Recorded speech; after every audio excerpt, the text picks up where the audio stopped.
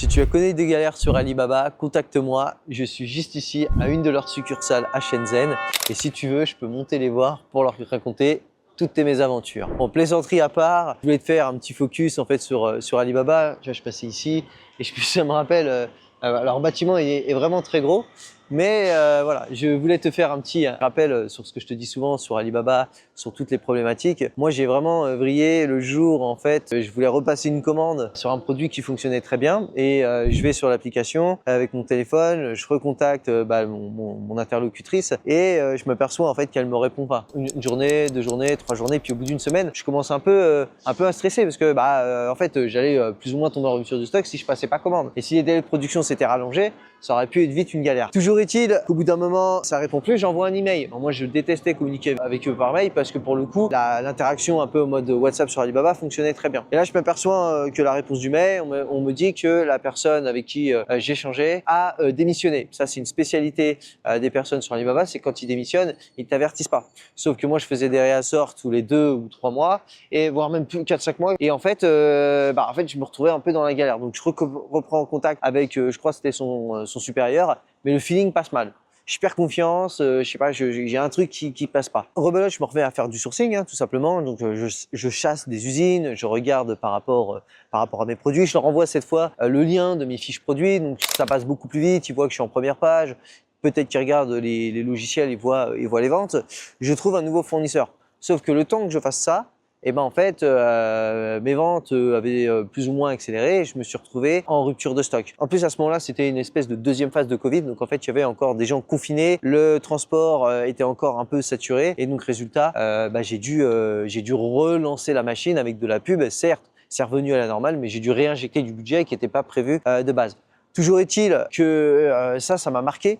En fait, cette interlocutrice avec qui j'avais bien échangé, le feeling passait bien et tout s'était bien passé sur les produits, avait démissionné. Et ça m'est arrivé sur mon deuxième produit, ça m'est arrivé sur un troisième produit. Sur le troisième produit, en plus de ça, c'était avec des batteries électroniques et j'ai eu quelques mésaventures aussi dessus. Et c'est là que j'ai commencé à vraiment prendre mes distances avec Alibaba et les plateformes en général. C'est quand tu commences à aller sur des produits un peu plus complexe. Là, je te parle de batterie. Moi, j'ai des clients qui commencent à faire des innovations, déposer des brevets, changer des moules, etc. Et ça, à distance, c'est absolument impossible à faire. Un autre point qui est vraiment aussi énervant sur Alibaba, alors ça l'était moins à l'époque quand j'ai commencé, c'est les prix affichés. Ils sont complètement farfelus. C'est la course à celui qui affichera le MOQ le moins élevé, le prix le moins élevé.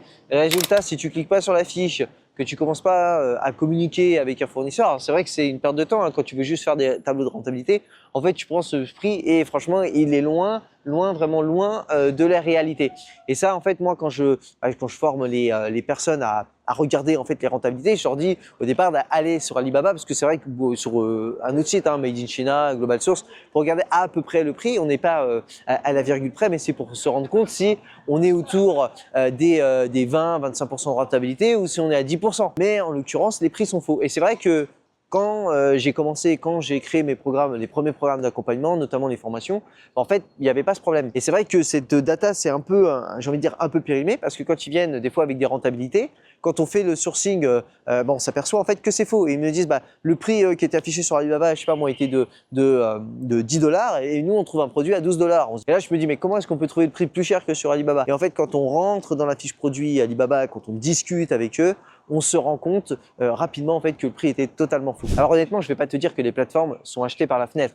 Alibaba, Global Source, Made in China, tu as des choses qui sont bien à prendre. Si tu veux lancer un petit produit standard sans trop grandes ambitions au départ, tu peux très bien aller sur Alibaba. Je l'ai fait au début. Par contre, si vraiment tu as des projets qui sont plus audacieux, si tu as besoin de faire des modifications, si tu as un gros budget, à ce moment-là, il va te falloir un agent de sourcing, qui soit directement en Chine ou justement avec une agence comme nous on le propose. Voilà, c'est vraiment le mode de fonctionnement que je te conseille si tu veux aller plus loin. Bon, c'était un petit coup de gueule sur Alibaba parce que j'en profite d'être en bas de chez eux. Il y a un gars de la sécurité, donc je pense pas que je vais monter aller m'expliquer avec la hiérarchie d'Alibaba. Toujours est-il que bon, j'espère que je t'ai apporté un maximum d'informations pendant cette petite vidéo, certes légère. Voilà, je voulais te profiter d'être ici pour reparler encore une fois d'Alibaba et surtout sur le côté des prix qui sont affichés. Vraiment, faites attention, ne prenez pas pour argent comptant ce que vous voyez au départ. En attendant, si tu as aimé la vidéo, n'hésite pas à la liker, à laisser un commentaire et à t'abonner. Moi, je te dis à la prochaine vidéo. Ciao!